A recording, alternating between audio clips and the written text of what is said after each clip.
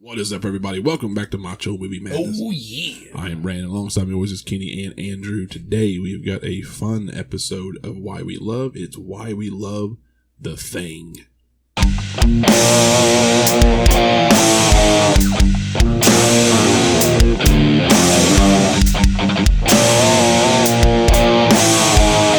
Alright, guys, welcome back. We are talking John Carpenter's The Thing. Came out in 1982. One of the coolest damn movies of all time. Oh, yeah. And we're going to do nothing short but gush all over this because it's The Thing, it's Kurt Russell, and it's John Carpenter. Mm-hmm. And how could you not gush over those things? So this was released June 25th, 1985. And, damn it. We got Kenny. him. Oh, God. Damn it. Son of a bitch, Kenny. This is staying in.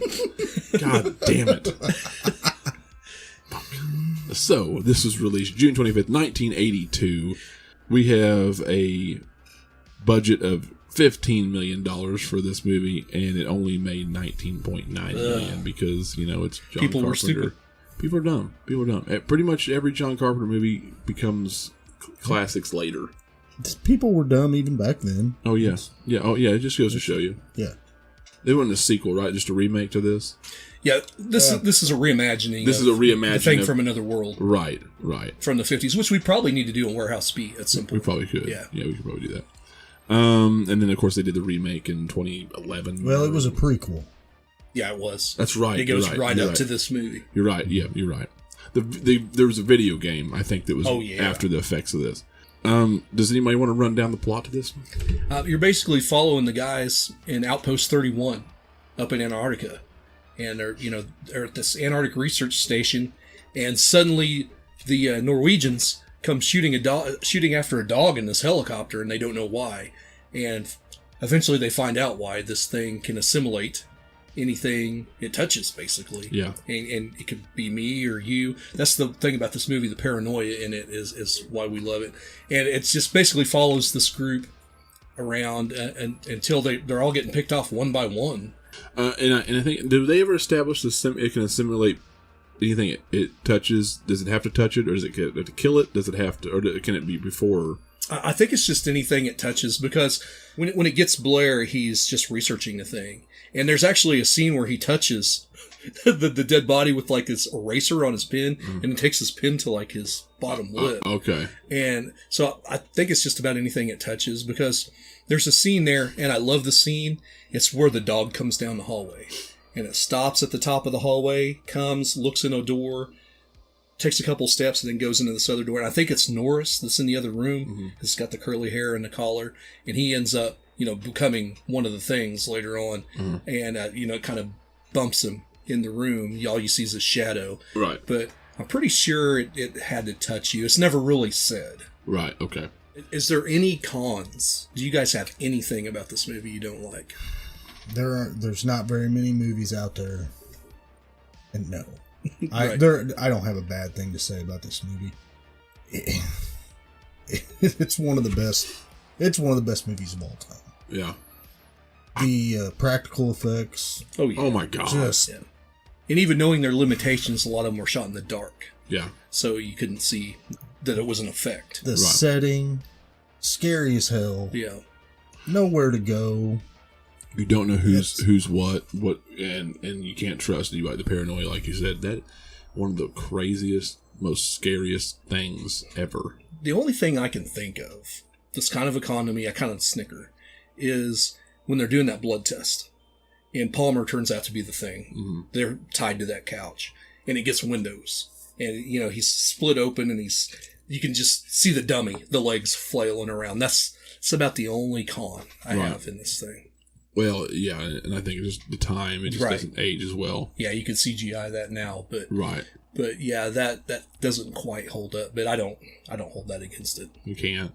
Those opening shots, I saw this at midnight on the big screen one time, and just the scope of those opening shots from the shot from the helicopter, mm-hmm. the leg out there, just massive. And you just see how big, the Antarctic is, even though they shot it, I think, in Alaska and British Columbia. Mm-hmm. But just the glaciers out there. It's just some gorgeous shots outside. Sure. I love the outside shots when they've got the blue lights going there toward the end and somebody's running out in the darkness and they think it's Child's. Mm-hmm. Just some of that stuff. I just really like it. The cinematography is great. I don't know if this was Dean Cundey or not. Well, I'll tell you. Knowing John Carpenter, it probably was. I'm pretty sure it probably was. It feels like I feel like Dean Cundey was with him quite a bit, especially in the early years. Yeah, it was. Yeah, this was their first big project together for a first big budget for a major film studio. Yeah. So yeah, Dean Cundey was the cinematographer here. Yeah, I could almost tell without even knowing that this was Dean Cundey. Yeah, well, isn't it amazing how good Dean Cundey was from the beginning? Just brought a whole nother, just insane. I mean, he's the one that does he's done a lot of the approvals for some like the newer transfers for Blu-ray 4K, like for Halloween and stuff. He does a lot of those approvals. Yeah, why not? Yeah, I will stand by it. Like Dean Cundey is one of the best cinematographers, if not the best cinematographer I've ever seen. And he's worked on everything, man. He worked Jurassic Park, I think. He worked Back to the Future.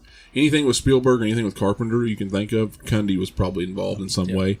One of the best to ever do it. He's one of the best to ever do it, 100%. But that's one of my biggest pros is just atmosphere in this movie. Yeah, is atmosphere and cinematography. And that landscape, that just makes it even scarier. Oh yeah, you've got nowhere to go. You're alone. You have nowhere to go. Nowhere to go. It's already creepy and hard enough as it is to be where you are. And you feel that at the end. Yeah. Because they just know. So there's nowhere to go. And nobody's coming. Yeah. So why don't we just sit here and wait a while, see what happens. And we'll save it for the end, but we'll talk about our theories at the end of the video. But yeah, I love that. All the characters, they give just enough, into their personal lives where you're invested in them. I like all of them. McCready, of course, is awesome. You got Blair, of course, Wilford Brimley, the Quaker Oats diabetes. He's phenomenal in this. It's just the paranoid old guy. He sees what it's going to do before everybody else, and he's kind of the fears of the viewers in a lot of ways in this movie. In the end, it doesn't matter because it still got him. Yeah. Which Keith David, another Carpenter alumni, which was a bit. Was this his first movie with Carpenter? I can't remember. It might have been. Yeah. But, yeah. He's pretty much a normal after this. Later in They Live. There wasn't any bad acting. Yeah, even the minor characters like Windows, just this little paranoid guy, or Palmer always smoking a J, in the background is. You know all these characters. You meet people in life like all these characters, so they're very relatable. Yeah. There's always, it's so funny that Carpenter in his movies, for such a low budget, his movies are very low budget. This is a bigger budget, but most of his movies are so low budget and so different, and they most of the time don't ever seem to do very well in the box office, and their following usually comes later. But it's just so crazy to see like how his style, his direction, and everything is just so tight with everybody that's in his movies, and he uses a lot of the same actors probably for that reason. That you become kind of more of a family, right? And maybe it's so hard for me to explain. So maybe it's just more of a feeling. But when you get that feeling when you watch every one of his movies, that dynamic between the characters, even the actors and how they act, it just seems to work. Escape from New York's the same way. Everybody's, even the low-end guys, everybody has a part in the way they act. Yeah. Fluid. It's very fluid. It's very tight. And they stand out, even if they don't have a lot of speaking roles. There's one scene in this movie where they all get to act at the same time when they bring, that burnt corpse in from the Norwegian camp.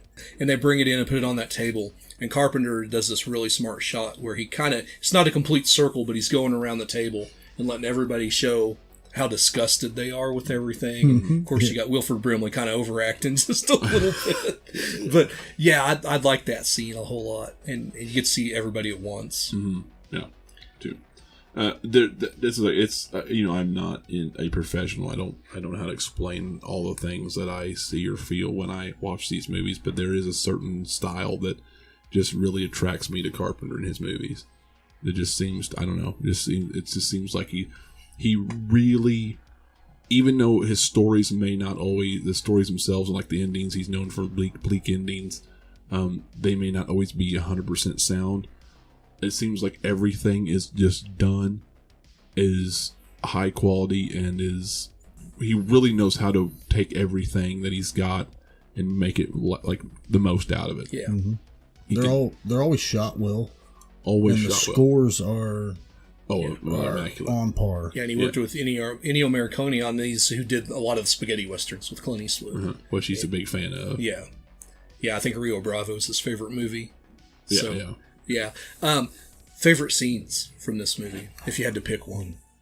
Definitely, one of my favorite scenes is definitely the test. Yeah, that was mine, the blood test. The blood test is my favorite scene. It's just wild. I like that blood test scene a lot too, and I was listening to a conspiracy theory on that as to who might be the thing. Mm-hmm. And Dean Cundy was actually talking about if a person has a light in their eyes where you can see the reflection of the camera in their eyes, that to him and John Carpenter early on, especially in that blood test scene, they're not the thing. Somebody's eyes are just dark, kind of like Child's are there at the end. Right. They were kind of letting that on that, that might be the thing. Right. So, there's a little conspiracy right there, but interesting. A lot of layers to that scene. Right. And I really like it. Right. And you mentioned score. I think score is top notch in this movie. Just like always. It's very eerie. Very.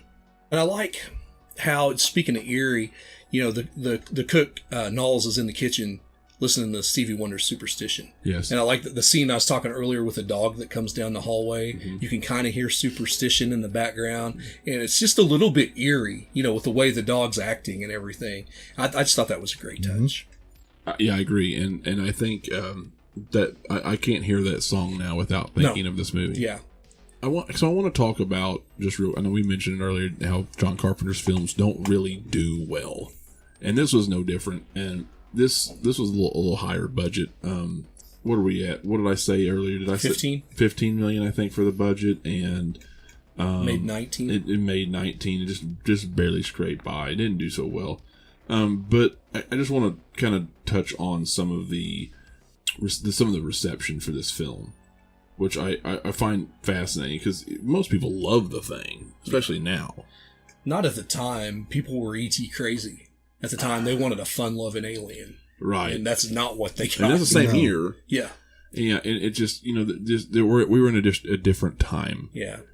I mean, so this is just something that I'm reading over now as far as critical reception. Most people didn't really like the hostility. It's cynical, it's anti-authoritarian tone, is the graphic special effects were both kind of lauded and bombastic, so they really kind of loved and hated them. They were so good, but they were pretty obscene and gory, especially for the time. Oh man, the shocking when he gets to the dock and cuts his arms off, and then the head goes crawling off. That's awesome. That's amazing. Amazing, but I can understand how grotesque to some people, I guess.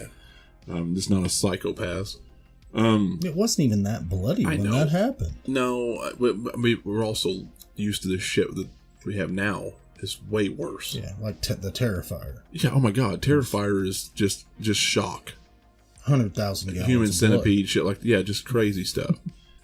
Some reviewers were dismissive of the film called the quintessential moron movie of the 80s. I'm a moron. Instant junk. I'm a moron, I guess. Moron. Right here. But you're right, the optimism of E.T. and it says the reassuring return of Star Trek 2. Yeah. The technical perfection of Tron and the sheer integrity of Blade Runner. This was just not like this was criticized as boring and undermined by the special effects. Well, Blade Runner was panned too. Yeah, I mean, for the most part. I'm sorry. Did you say Star Trek 2? I know. Gone. If you like Star Trek 2 over this movie, yeah, you got a there's a problem. You have. You don't belong on this channel. No, you don't. Don't watch it. Yeah, they don't work for me, brother. Skip on over to the next one because that's insane. Yeah, it's crazy to me too. I'm trying to find like a Siskel and Ebert because you know how they are. Oh yeah, I'm sure. Roger Ebert, here we go, considered the film to be scary, but offering nothing original beyond the special effects. Wow. That's lighter than some people. Maybe Carpenter was just way ahead of his time. Well, I'm sure he probably was, actually, in a lot of ways. The actors' performances were generally positive, but the depictions of the characters they portrayed were criticized. Ebert said they lacked characterization, offering basic stereotypes that existed just to be killed. And Spencer called the characters bland, even though the characters... they called the characters bland, even though the actors do the best they can with the material. And I was just praising the characters, how relatable they were. I thought they were great. That's one thing about most of Carpenter's movies. Yeah, most of them are relatable characters, and the actors do a good job at portraying those characters, I think. And I think it's just all that coupled with what he chooses, the style, and then cinematography, everything together, like his direction and along with Cundy, and then like they always have good. They've always made good choices. Like they're very tight films for the budget they have, for what they're working with. I think they're great. Yeah, and he just has this way about atmosphere. But anyway, basically you can just imagine that most of these were panning the characters for being not so great. The story was boring, and you know it's just horrific and too bloody. Oh, sweet Jesus. And that's just crazy to me. But there was a quote too. Before we move on to something else, I do want to say that this was a quote on from John Carpenter in 2008 on this movie, and he says, "I take failure very hard. The one that I took the hardest was The Thing. My career would have been very different had it been a big hit. The movie was hated, even by science fiction fans. They thought that I had betrayed some kind of trust." And the piling on was insane. Even the original movie's director, Christian Nyby, or whatever his name was dissing me. Wow. F that guy. Yeah. This is 10 times better than the original. Yeah, for sure. Yeah. So what do science fiction fans really want out of something like this? Yeah, I guess they wanted just like a pure, boring science fiction movie where this, has a lot of slasher elements and a lot of paranoia going on in it. Maybe they weren't ready for this. Well, and I will say that a lot of his endings, like I said, are very. There's a lot of nihilism in his movies, and there's a lot of bleak in his movies. Sometimes abruptly end, and sometimes it's not so great. Yeah, very rarely are they happy. Yeah. So when you have an alien that already existed at this point, and the ending it had, and then you have The Thing. It doesn't give you a clear cut winner, and that's, I get it, but it's also what creates the horror. Yeah, and how incredibly horrific that this movie and its plot is. Yeah. So I mean, what more do you want? I guess people just want to feel good all the time, and I'm actually one. I like positive endings. I like conclusions. Yeah. But every now and then, something like this is all right. I don't ever feel bad at the end of a Carpenter movie. No, I don't. I mean, I enjoy the shit out of it. Well, that's like for I still love They Live for as shitty as the ending is. Yeah, because it's very abrupt. Mm. I read somewhere an interview with Carpenter where he was talking about because this movie was so nihilistic and nasty, he had to pay his penance by doing Starman after this. Yeah. And which Starman is very much the opposite of this movie. It's not all happy, but we might have to do a Warehouse B on that sometime. Yeah, it's just he had to work his way back from the hole this put him in, and that's just crazy to think about. Yeah, that something that's this heralded now was once looked at in that way. Yeah, sometimes things just have to go through its motions, and times have to change, and things have to come out for you to take a look back at these older ones and really appreciate them. I guess that's what it is. Yeah. This is an incredible movie. If anybody for whatever reason has not seen this yet, you need to.